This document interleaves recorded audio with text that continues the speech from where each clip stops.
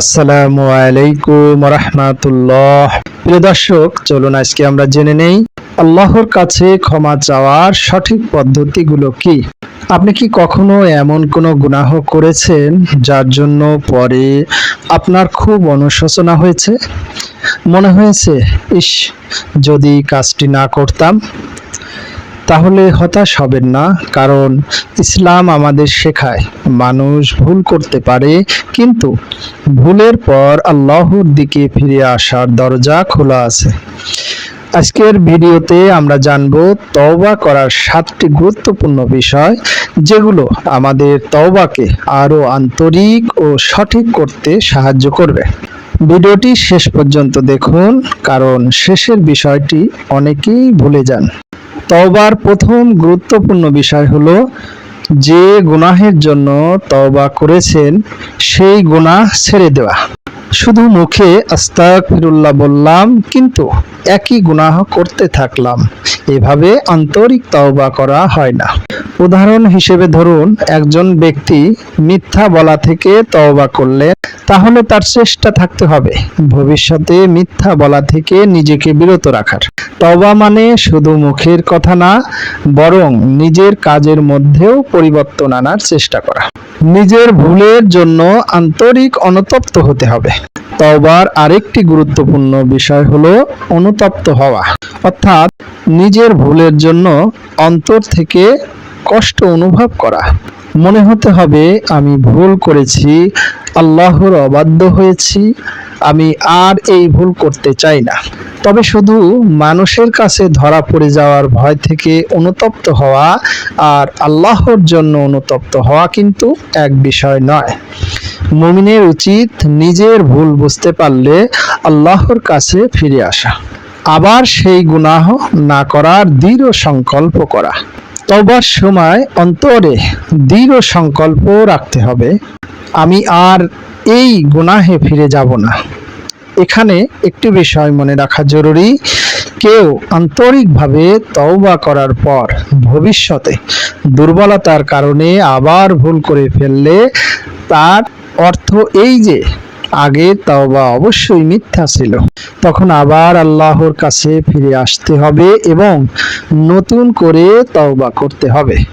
অর্থাৎ ভুল হয়ে গেলে হতাশ নয়, বরং আবার ফিরে আসা, আল্লাহর কাছে আন্তরিকভাবে ক্ষমা চাইতে হবে। তওবার অন্যতম গুরুত্বপূর্ণ অংশ হলো আল্লাহর কাছে ক্ষমা চাওয়া।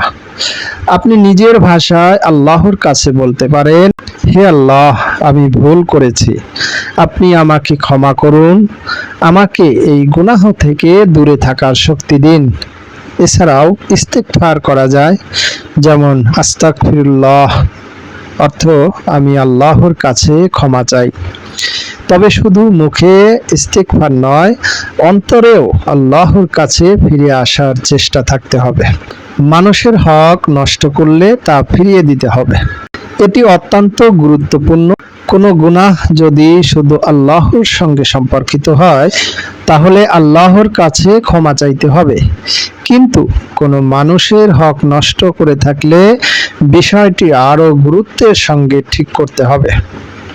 যেমন কারো টাকা নিয়ে থাকলে তা ফেরত দিতে হবে, কারো সম্পদ নষ্ট করলে সম্ভব হলে ক্ষতিপূরণ দিতে হবে, কারো অধিকার অন্যায়ভাবে নষ্ট করলে তা সংশোধনের চেষ্টা করতে হবে।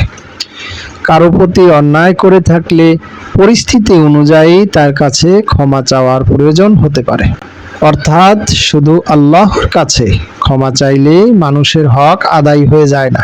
তওবা করতে দেরি করা উচিত নয়।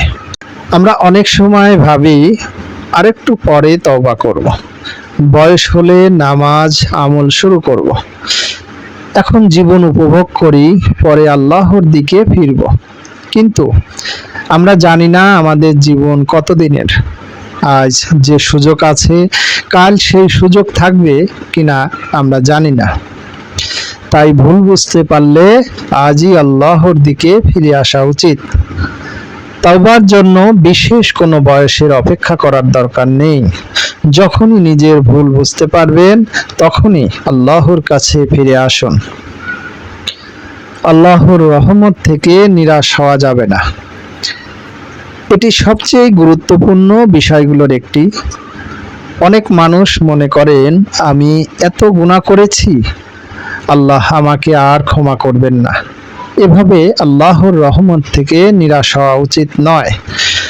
কোরআনে আল্লাহ তার বান্দাদের তার রহমত থেকে নিরাশ না হতে বলেছেন। তাই আপনার গুনাহ যত বড় মনে হোক, আল্লাহর রহমত তার চেয়েও বড়, এই আশা নিয়ে তার কাছে ফিরে আসুন। তবে এর অর্থ গুনাহকে হালকা করে দেখা নয়, বরং গুনাহ থেকে ফিরে এসে আল্লাহর ক্ষমা ও রহমতের আশা করা। তওবার একটি সহজ উদাহরণ, ধরুন একজন ব্যক্তি কোনো ভুল কাজ করেছেন। প্রথমে তিনি বুঝলেন আমি ভুল করেছি, তারপর সেই কাজটি ছেড়ে দিলেন। এরপর অন্তর থেকে অনুতপ্ত হলেন, আল্লাহর কাছে ক্ষমা চাইলেন, দৃঢ় সংকল্প করলেন আবার এই গুনাহে ফিরে যাবেন।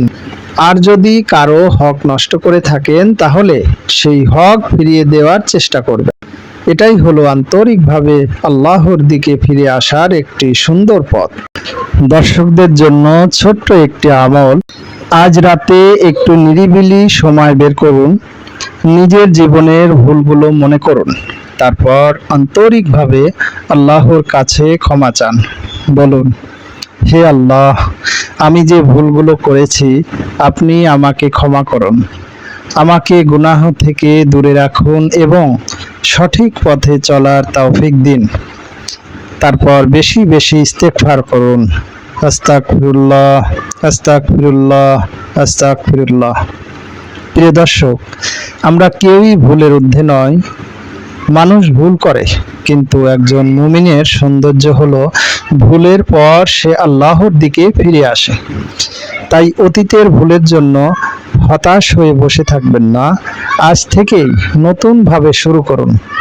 নামাজের দিকে ফিরে আসুন, গুনাহ ছেড়ে দেওয়ার চেষ্টা করুন, ইস্তেগফার করুন আর আল্লাহর রহমতের উপর আশা রাখুন। ভিডিওটি যদি আপনার কাছে উপকারী মনে হয় তাহলে লাইক করুন এবং প্রিয়জনদের সঙ্গে শেয়ার করুন।